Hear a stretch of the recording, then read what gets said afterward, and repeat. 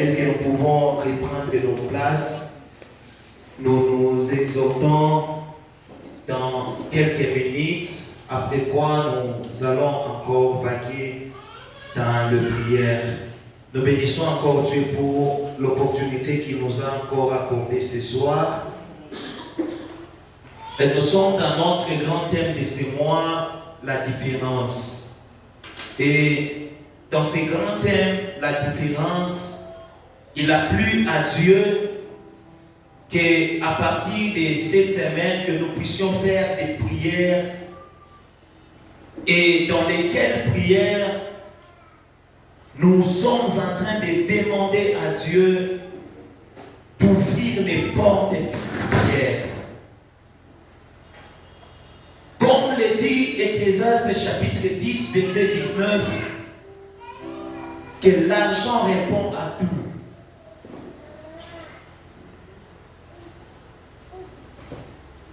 Et même nous aussi, enfants de Dieu, j'aimerais d'abord dire à quelqu'un que le fait d'être appelé enfant de Dieu ne veut pas dire que tu dois vivre la médiocrité sur cette terre. Le fait d'être appelé enfant de Dieu ne signifie pas que la pauvreté doit être ton partage. Le fait d'être appelé enfant de Dieu ne veut pas dire que toi tu es appelé à souffrir sur cette terre. Toutefois, j'aimerais aussi te dire que souffrir sur la terre n'est pas aussi synonyme du péché. Mais écoute bien aimé, dans la Bible, si la Bible nous parle de l'homme de Lazare qui était un pauvre, il est mort pauvre, mais la Bible nous parle aussi de notre Père Abraham, que notre Père Abraham était riche et il s'était encore enrichi davantage. Pourquoi nous parlons de la richesse? Nous parlons de la richesse, c'est aussi parce que c'est notre droit, nous en tant qu'enfants de Dieu, nous en tant que serviteurs de Dieu. Lorsque la Bible dit que je veux que tu prospères à tous égards, lorsqu'on dit à tous égards, c'est-à-dire dans tous les domaines de ta vie, tu es obligé à prospérer. Mais qu'est-ce que nous constatons? Pour beaucoup d'enfants de Dieu, ils se concentrent juste pour les domaines spirituels. Alors on a ma vision, on a tabiri. Non, ça c'est un domaine. Mais les vœux de Dieu, ce n'est pas que tu prospères dans un domaine, mais que tu prospères à tous égards. Alléluia. Pourquoi nous devons prospérer à tous égards? Parce que notre Dieu, il n'est pas seulement le Dieu capable de créer des choses spirituelles, mais il crée aussi des choses palpables. Dieu n'a pas créé seulement les anges. Dieu a créé les anges des créatures invisibles, mais Dieu a créé aussi l'argent, il a créé l'or, il a créé les diamants, comme pour dire que si tu peux voir les anges, tu peux aussi toucher l'argent. Si tu peux voir les anges, tu peux aussi toucher les diamants. Si tu peux voir les anges, tu peux aussi palper les choses matérielles. Alléluia.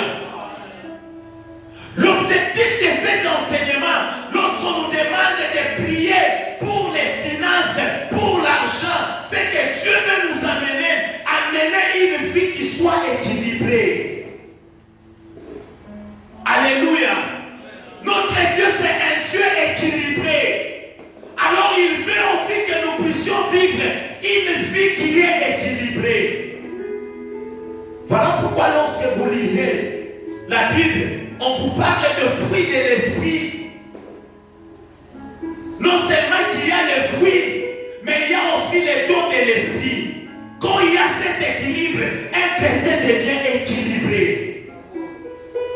Et c'est de même que lorsque nous parlons que nous devons prophétiser, oui c'est bien, mais nous devons aussi monter dans la dimension de toucher, de palper les choses. Alléluia.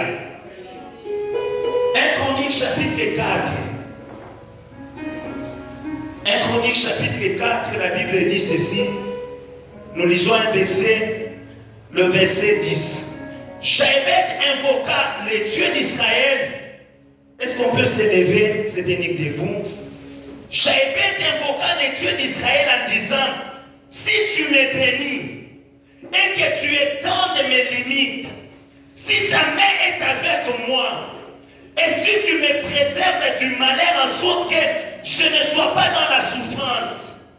Et Dieu accorda ce qu'il avait demandé. On peut reprendre nos places. La Bible nous parle ici de Jaébet. Jaébet, il a fait une prière à l'Éternel. De son nom, Jaébet veut dire la douleur. Mais lorsque vous lisez au verset 9, la Bible dit que Jaébet était considéré plus que tous ses frères. Jaébet était considéré. Mais malgré qu'il était considéré, il était en train de souffrir à l'intérieur de lui.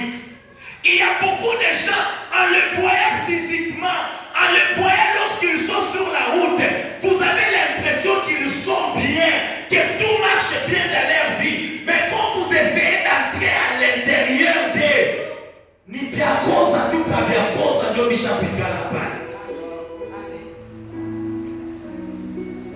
Jaébet était plus considéré, mais malgré cette considération, écoute la prière qu'il fait. Seigneur, si tu me bénis et que tu étendais mes limites, il était considéré, mais il vivait des limites dans sa vie. Il était considéré, mais il vivait les malheurs dans sa vie.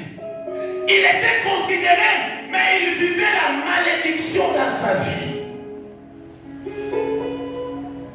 Pale bantu beku na kuona, kuku bantu bana kutamaniaka. Pale unafuala kama mkochi, bantu beku na kutamania. Mais angalia mkochi mwenyewe, hamuna hata 10 ans. Voilà pourquoi tu as intérêt aussi de prier. Jaébet te dit, si tu me bénissais. Or, la Bible dit, c'est la bénédiction de l'Éternel qui enrichit. Autrement, Jaébet était en train de chercher la richesse. Autrement, Jaébet était en train de chercher des choses palpables.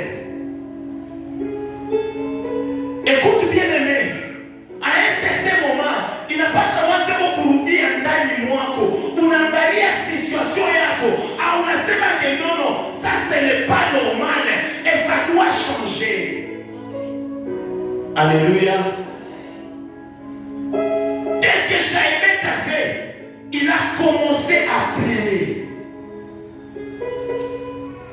Mais puisque nous sommes en train de parler de la bénédiction financière,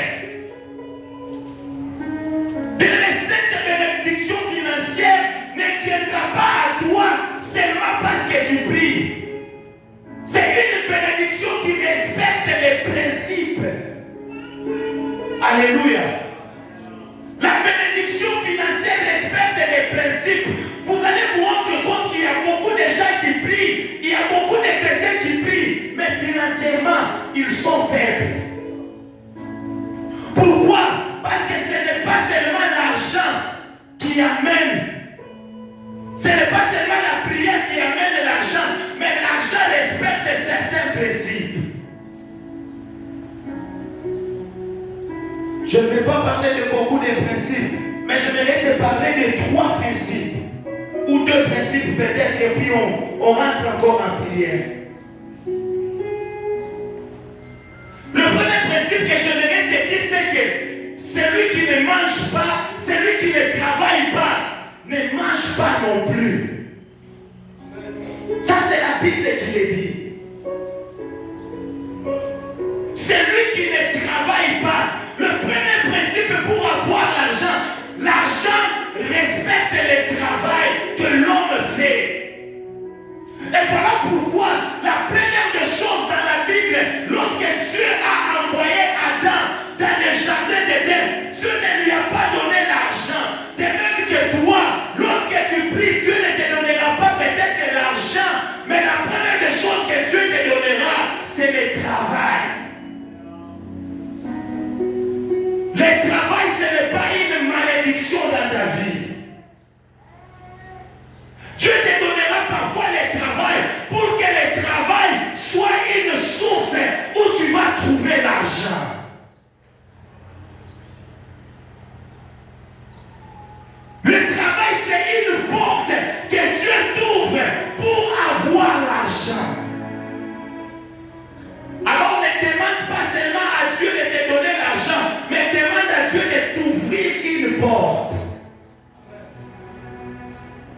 Cette porte-là peut être un travail que Dieu te donne. Cette porte-là peut être des relations que Dieu t'ouvre. Il y a des gens qui ont gagné la vie seulement parce qu'ils se sont rencontrés avec des bonnes relations dans leur vie. Et à cause de ces relations-là, ils ont été bénis financièrement. Le deuxième principe que j'aimerais te donner ce soir, c'est que lorsque tu commences à travailler, il y a un principe de celui qui sème abondamment, il moissonne aussi abondamment. Alléluia. Tu veux avoir de l'argent, tu veux être béni financièrement, tu dois aussi apprendre à s'aimer. Et lorsque je parle de s'aimer, il ne suffit pas seulement de s'aimer, mais tu dois savoir sur quelle terre où tu es en train de s'aimer. La Bible nous parle de celui qui était en train de s'aimer. La Bible dit qu'il y a la semence qui est tombée sur une bonne terre, il y a la semence qui est tombée dans les épines, il y a des semences qui sont tombées là où il y avait beaucoup de pierres. Mais la semence qui a produit, c'est celle qui était tombée sur une bonne terre. Bien-aimé, la meilleure terre dans laquelle tu es appelé à s'aimer et pour voir cette semence se reproduire, c'est dans les choses de Dieu. C'est dans l'église de Dieu où il y a une bonne terre. Lorsque tu sèmes, tu finiras par récolter ce que tu as semé.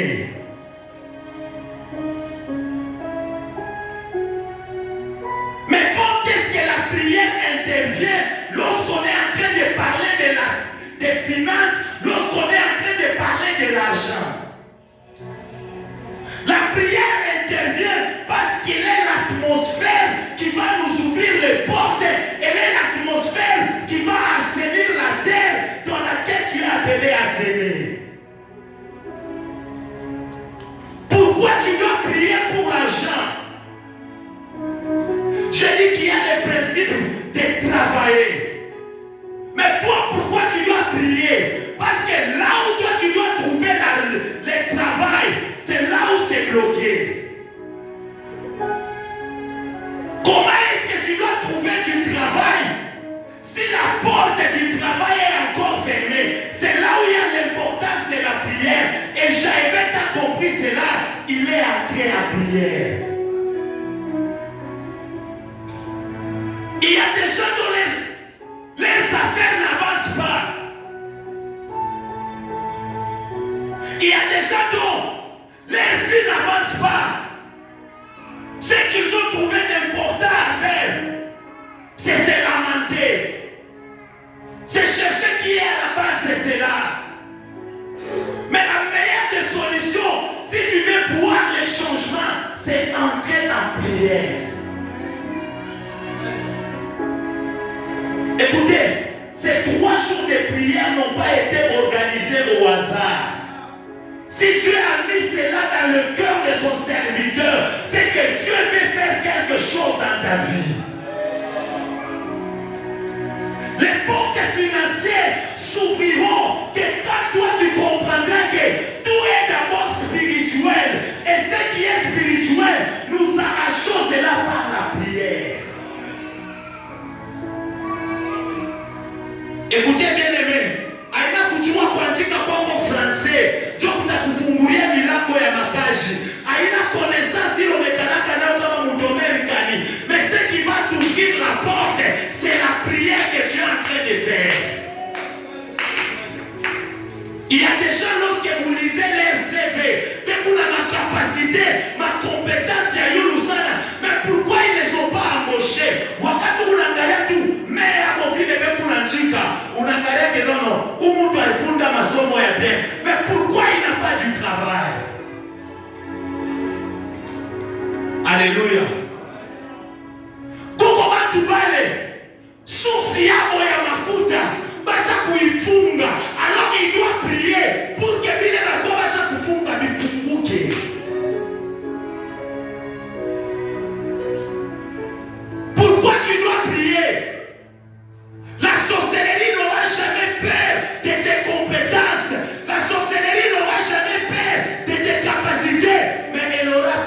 de prière.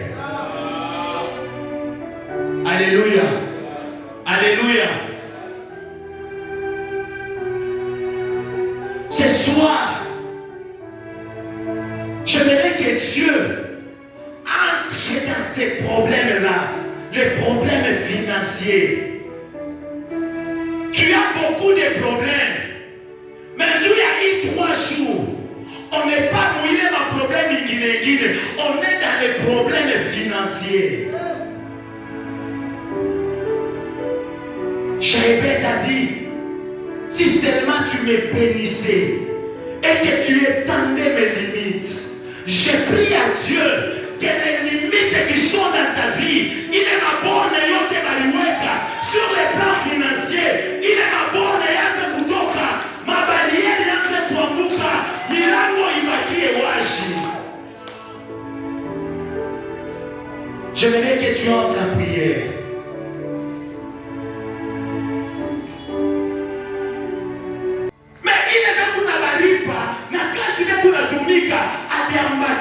C'est là où intervient mana ya maombi.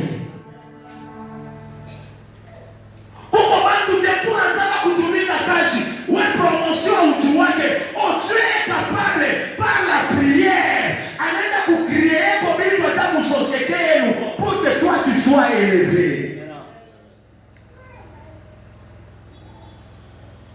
Une fois j'avais dit ici parlant de la prière, que si même tu n'as jamais eu l'occasion de te rencontrer, même avec le président de la République, par ta prière, c'est un travail que Dieu est en train de faire. Et ce travail-là peut aller toucher le cœur du président. Et un jour, on vient te chercher. N'avez-vous jamais appris que dans ces pays, on a élevé les gens en grade, par la élevata? Et il peut se faire que pour ma élévation, pour ma nomination, pourquoi il y a beaucoup de gens qui n'avaient pas ma décision, toi tu es ici en train de prier. Jaébet, à chaque fois que tu as fait secours, il y a tout ça et là, lui est entré en prière. Et la Bible dit que Dieu l'aide son enfant. J'aimerais que tu supplies à Dieu. Baba mina choka imaisha. Mina ichoka baba, unasema kwa nini na wewe? Mimi mwenyewe mishitaweza. Nikiangalia bandugu yangu, hakuna ataniwezesha. Baba wewe unasema kwa nini?